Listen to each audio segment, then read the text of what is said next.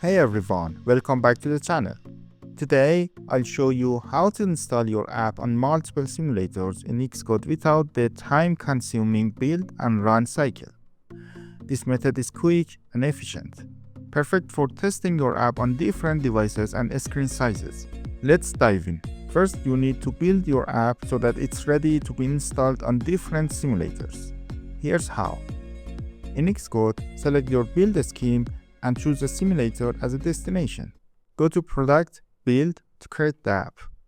Now that your app is built, you're ready to install it on multiple devices without rebuilding. Next, open the simulators you want to test your app on. In Xcode, go to File, Open Simulator, and select each device you need, like an iPhone or iPad. Now, navigate to your app's build folder. In Xcode, choose Product, show Build folder in Finder. Inside the Products folder, find your apps.app file. Finally, drag and drop the .app file into each simulator window. Your app will install instantly without having to rebuild. You can also use the Share option to install your app across simulators.